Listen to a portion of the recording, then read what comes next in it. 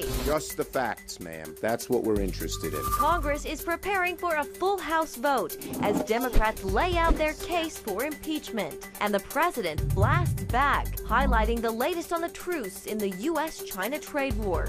And the Trump administration's plan to withdraw thousands of American soldiers from Afghanistan. Plus, it was an infinite cost, and he was willing to pay it. A new book takes us beyond the manger in Hidden Christmas. All this and more tonight on Faith Nation.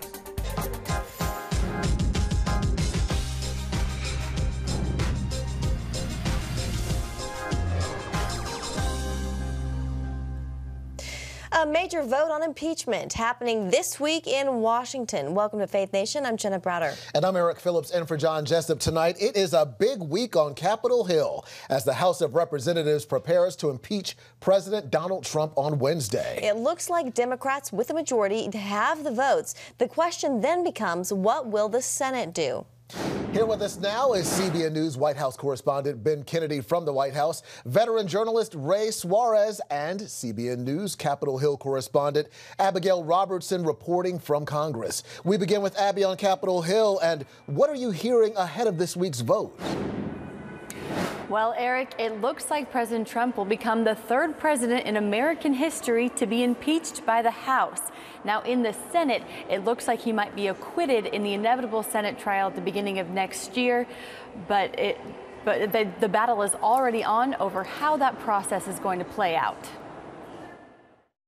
I'm not trying to hide the fact that I have disdain for the accusations in the process, so I don't need any witnesses. Many Republican senators say they've already heard enough to push for a short Senate trial with no witnesses, but add they will take their cue from the White House. To me, if he would want witnesses called, I think that delays it. There might be some pitfalls associated with it because I'm guessing we'd probably have to let their witnesses in as well. If they don't give us any new information, what's the point? So I think largely, though, the Senate ought to be listening to what the president wants to do through his team to finally litigate the defense. Senate Minority Leader Chuck Schumer definitely wants witnesses. Specifically, Mick Mulvaney, Robert Blair, John Bolton, and Michael Duffy, witnesses the White House blocked from testifying in the House. I don't know what they'll say. Maybe they'll be exculpatory to President Trump. But to not have them is to engage in a cover-up, is to say we're afraid. Adding these voices would make the House case even stronger. That's what we want. The facts, the 4 witnesses we've asked for, the documents we've asked for, are directly dispositive on what the actual facts were. Now, the House came up with a whole lot, but there are some of my Republican colleagues who say, look, these charges are serious, but I'm not sure there's enough evidence. That's why these people should come. The spotlight will be on key GOP senators like Susan Collins and Mitt Romney, as 51 votes are required to either call witnesses in a longer trial or directly move to a vote on the 2 articles of impeachment. Without objection, the gentleman is recognized for... Ahead of the House vote, the pressure is so high, New Jersey Democrat Jeff Van Drew, who already plans to vote no on impeachment, is reportedly preparing to switch to the Republican Party. News that triggered a mass resignation amongst his Hill staff. Now, on top of the impeachment vote this week, the House and Senate also have to pass identical spending bills in order to avert a government shutdown by Friday. Back to you, Eric and Jenna.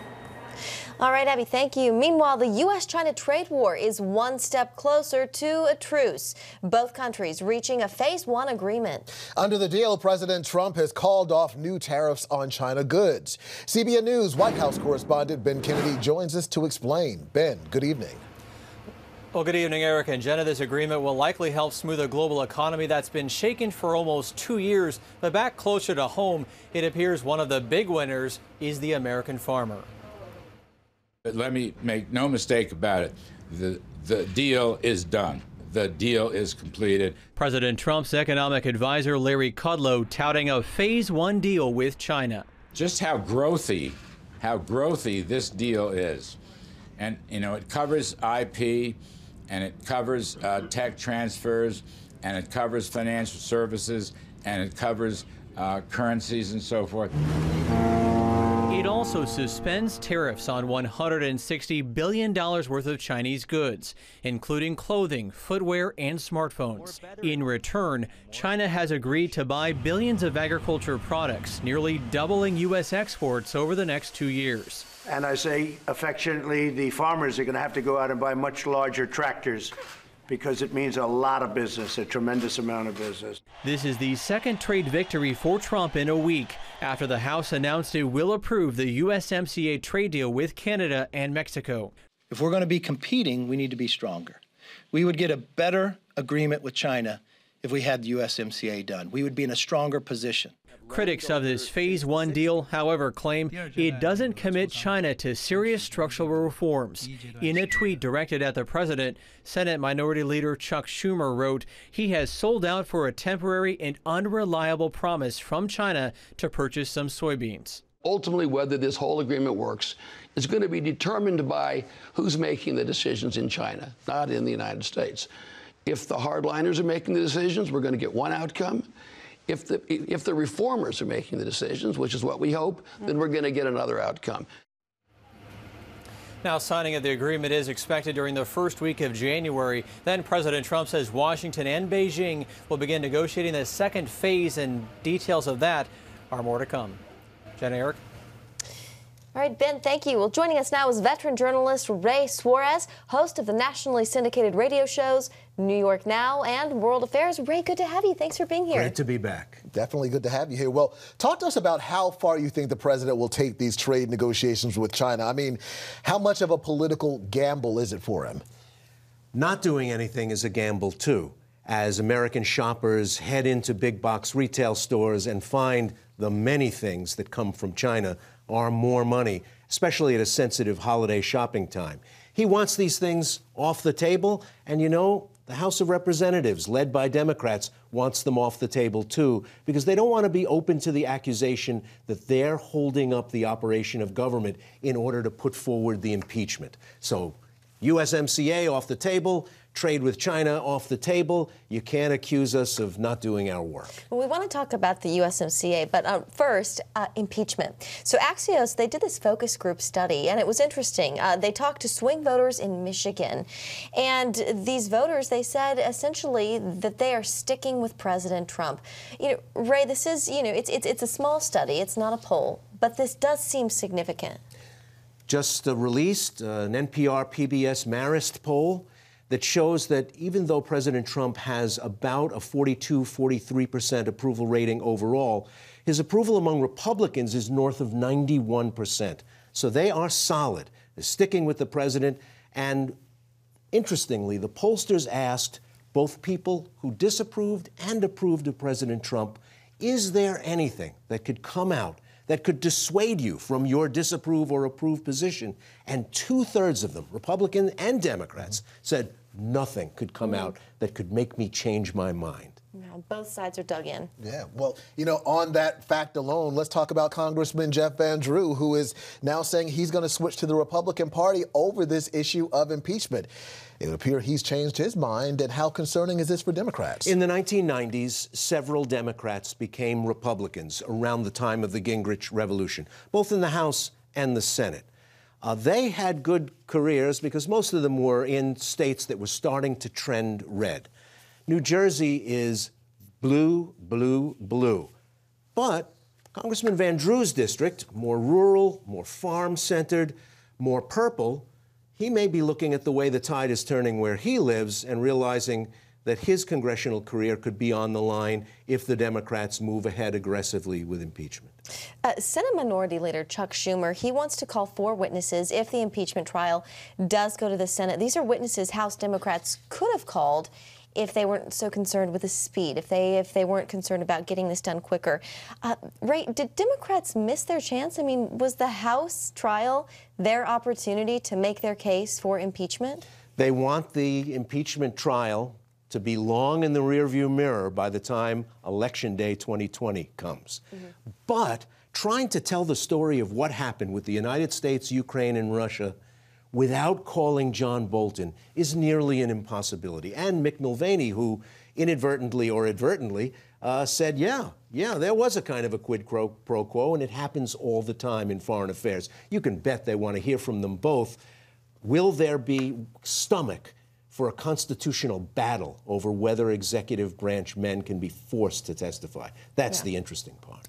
Just about 20 seconds left. It's a big week for the president. He's hoping to get the USMCA trade deal done, but it looks like there could be a snag with Mexico not wanting checks on labor conditions there. Could this upend the deal or at the very least delay it? Surprisingly, the Mexicans are balking a little bit and saying, this isn't exactly what we had in mind. But Nancy Pelosi and the Democrats are behind the president on USMCA, so we'll see what happens. I mean, they decided to side with American labor over Mexican interests, but a rich Mexico is in the interest of the United States, too. All right. Ray Suarez, thank you so much. Good Great to have be you. Here. Well, to Afghanistan, this week we are expecting the White House to announce a significant troop drawdown there. According to media reports, President Trump will announce plans to withdraw 4,000 U.S. troops from Afghanistan. Right now, there are about 13,000 troops there. This comes after lengthy peace talks between the U.S. and Taliban, which controls nearly half of the country. Although some fear withdrawing forces will embolden insurgents, Trump has long expressed interest in removing American fighters from foreign wars like this one. The announcement will come just days after the release of hundreds of documents indicating U.S. officials lied to the American people about the progress of the war. And here with us now is Michael O'Hanlon, Senior Fellow and Director of Research in Foreign Policy at the Brookings Institution. Michael, good to see you. Thanks for joining us. Nice to be with you. Thank you. So, although the move is intended for peace, what about the concern that withdrawing U.S. troops might have the opposite effect of giving insurgents a shot in the arm? You know, I think there are two different ways to think about the whole withdrawal question. It applies to other countries too, but specifically for Afghanistan. If we're debating whether to go up or down a few thousand troops, but we're planning to stay with some substantial combat capability regardless, then I don't think you have to worry too much. You know, sometimes we make a bigger deal of this, and we got used to making a big deal of it in the second term of President Obama and the early years of President Trump, where every time we debate a few thousand troops, we turn it into some huge national security decision, and it really doesn't rank that high in importance, in my opinion. The important debates are between a substantial presence and nothing at all. So it's when you're debating departure or not that things get difficult and very delicate. And I think that the Trump administration has been confusing, perhaps somewhat on purpose, about whether it wants to have that debate just now with the Taliban. With these 4,000 troops being pulled out, there are still about 9,000 troops in Afghanistan. Do you foresee the country pulling out altogether those 9,000 troops? My best guess is no. But obviously, there's a lot of power in our country in the mind and in the hands of the commander-in-chief. So President Obama until 3 years ago, and now President Trump. And we all have heard President Trump muse about these sorts of things in his rhetoric and his tweets. We know that he almost pulled out of Syria twice in the last year, and then both times simply scaled back the presence. We know that he's wanted to get out of Afghanistan at an emotional level. In that sense, he's probably very similar to a lot of Americans. But when you're the commander-in-chief, you have to evaluate that concern against the need to keep battling global terror. And if President Trump has to choose between what he might view as two competing campaign promises, getting out of Afghanistan or weakening our protection against al-Qaeda and ISIS, it's a pretty tough call. Yeah. And I think what he should probably do is keep this gradual downsizing going, but keep enough residual presence that we don't become vulnerable, and Afghanistan doesn't become vulnerable to a major al-Qaeda or ISIS takeover in large chunks of the country that could then ripple into the West and leave us vulnerable to attacks. Let's talk about the timing of the troop drawdown announcement we're expecting this week. How much do you think it was influenced by the release of those Afghan papers we were just talking about a short time ago? I think not at all, to be honest. The Washington Post did some good things with its journalism. I think it made some mistakes in suggesting there was a pattern of duplicity by American leaders. I think that does a disservice to our public debate. But irrespective of that, we know that President Trump has been trying to, gradually reduce our exposure in Afghanistan for the whole 3 years he's been in office, just as President Obama was trying to do that probably for his last 7, even after the first year where he built up. So both these presidents, even though they're so different from each other, have had a similar kind of saga in dealing with Afghanistan. They've wanted initially to boost up our capability, but neither one ever had his heart in it very long and always wanted to be showing proof of gradually reducing or ideally ending the mission. But again, ending the mission is a dramatic and big decision. Neither one has had the gumption or, maybe the lack of wisdom to do that. I'm glad that both have held on to some residual capability. And my guess is that President Trump ultimately will not want to leave himself vulnerable to the political charge or the country vulnerable to the kind of threat that could emerge if ISIS or al-Qaeda reasserts itself in that very land from which the 9/11 attacks were initially planned. I want to ask you about the PR aspect of all this. If we withdraw troops at this point, can we really say that we've won? And if we can't, what about all the lives lost and the money spent? Well, first of all, I don't think we can say we've won under any circumstances that I can foresee, and I acknowledge that as a person who's tended to support the mission. If we pull out, we've probably basically lost, because I would not expect the Afghan government to hold on to the preponderance of the country. It still controls 60-some% of the population, areas in which that fraction of the country lives. That's probably not going to hold up if we pull out. So I think you would have to acknowledge a substantial failure. Now, we've already failed against our most ambitious goals, but the country has not been attacked again from Afghanistan by anybody like al-Qaeda or ISIS since 9/11, and the Afghan government's still holding on to much of the country. So by those measures, I think we are sort of struggling by with a bare minimum success, and I believe we should emphasize that message and try to sustain that accomplishment. All right, Michael O'Hanlon with the Brookings Institution, thank you. Thank you very much. Coming up, 7 years since Sandy Hook, we remember the elementary school shooting and lives lost that tragic day.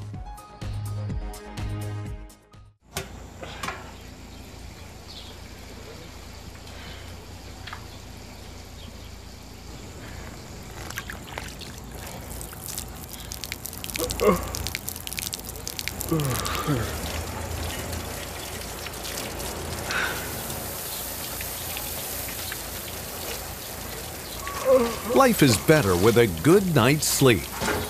Get your free DVD or booklet of Protect Your Sleep as the world watches from the outside. It's a big diplomatic tug of war here in the Middle East. Go inside the story with Jerusalem Dateline. Israeli archaeologists are talking about a discovery that could change the thinking about the Temple Mount. Join CBN Jerusalem Bureau Chief Chris Mitchell and get the biblical perspective on the events shaping the world. It's what starts in Israel then ends up going to other places. Watch Jerusalem Dateline Friday night at 9:30 on the CBN News Channel. Life. It's meant to be lived fully. Jesus said it. I came to give you life. Life to the fullest. Life in your family. Life in your finances. Life in your body, mind, and spirit. Life in your everyday.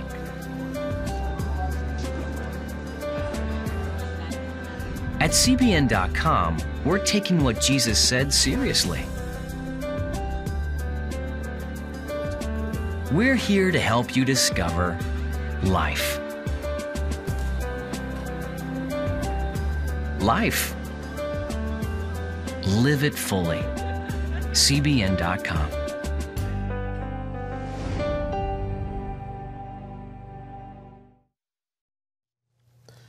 This weekend marked 7 years since the Newtown School massacre. In 5 minutes, 26 people were killed when a gunman opened fire at Sandy Hook Elementary School. 20 of the victims were children, 8 boys and 12 girls between the ages of 6 and 7 years old. 6 of them were adults who worked at the school who were slain before the 20-year-old killer shot himself in the head. Minutes before the massacre, the shooter murdered his mother in their Connecticut home. The slaughter remains the deadliest elementary school shooting in U.S. history. Well, from Newtown to Virginia Beach, in May, 12 people died in a mass shooting there.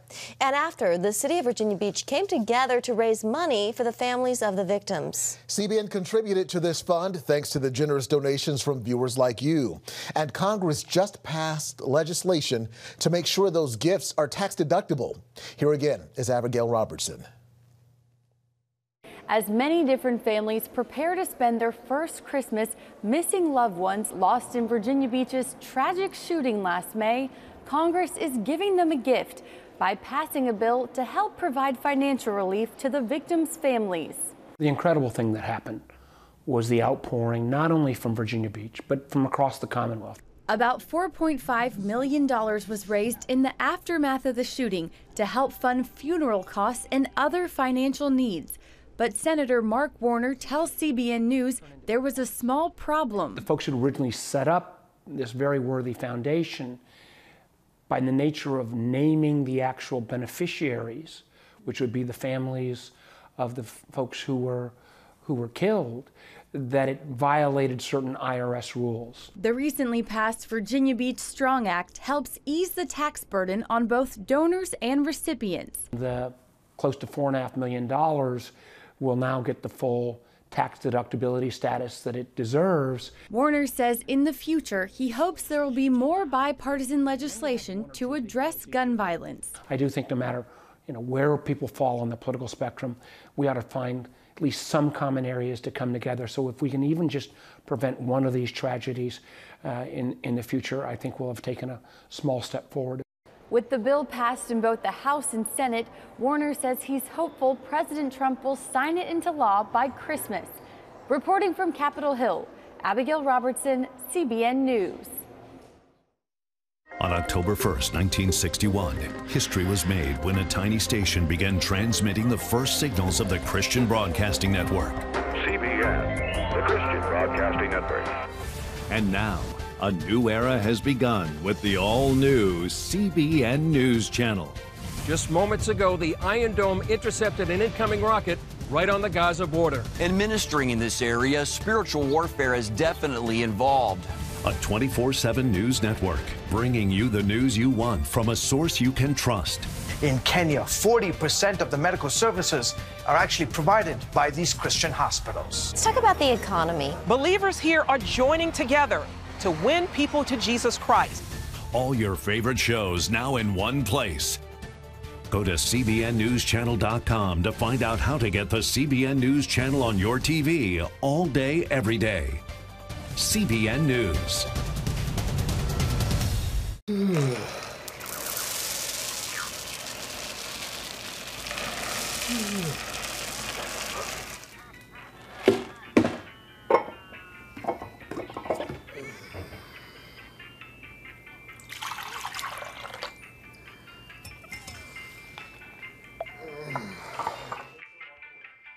Life is better with a good night's sleep.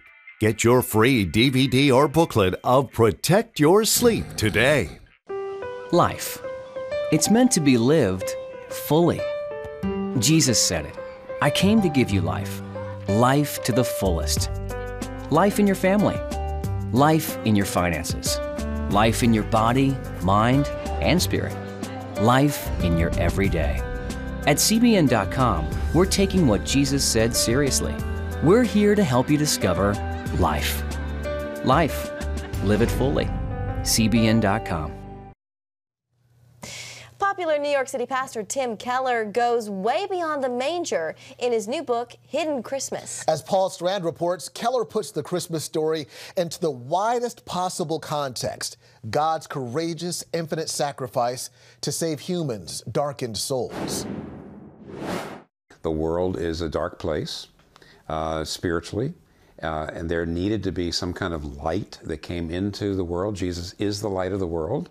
Pastor Keller scoffs at those who, in the Christmas glow, contend humans can all get together and save this fallen world, that mankind can be the light. Well, that's not what the Bible says. It doesn't say that a light has sprung from the earth, because we're not capable of dealing with our darkness.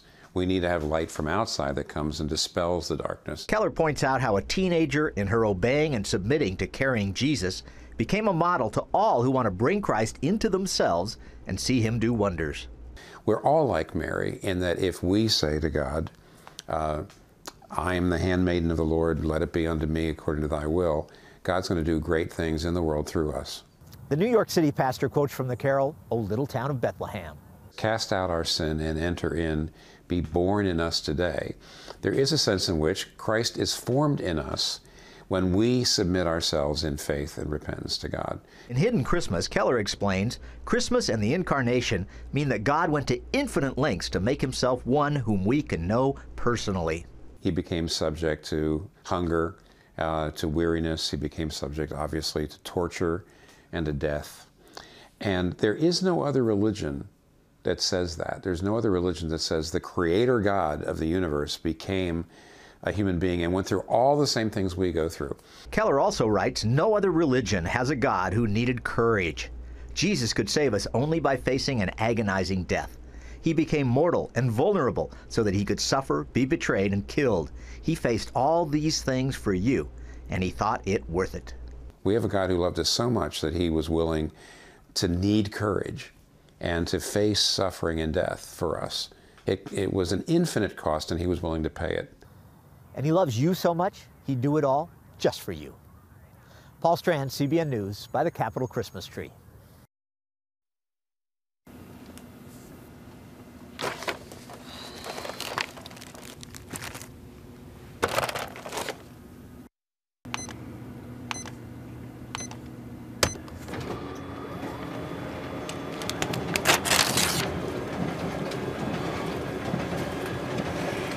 Life is better with a good night's sleep. Get your free DVD or booklet of Protect Your Sleep today. I'm Ephraim Graham, and this is Studio 5. Cruise with me as I discover the good things happening in the world of music, sports, television, and movies. The fact that Ryan Coogler was going to be directing the film, I knew that something special was going to happen. We'll chat with artists at the forefront of entertainment and explore the connection between popular culture and faith. I asked my pastor, I said, well, does that mean I'm supposed to be a preacher? He says, well, no, you already have a pulpit. Watch Studio 5, Wednesday night at 9:30. Remember for a moment what it was like to be a child. You believed every story you were told. You saw a world full of endless possibilities. What stories will the world's orphaned and at-risk children believe? We believe the Bible tells the only story truly worth believing. We believe that every child should have the opportunity to dream, the chance to take challenges and turn them into possibilities, the chance to stand on the promises of God, to recognize their place in the greatest story ever told. They have their whole lives ahead of them. Theirs is a world of endless possibilities. They are looking for a story to believe. We will tell them that story. Will you join us?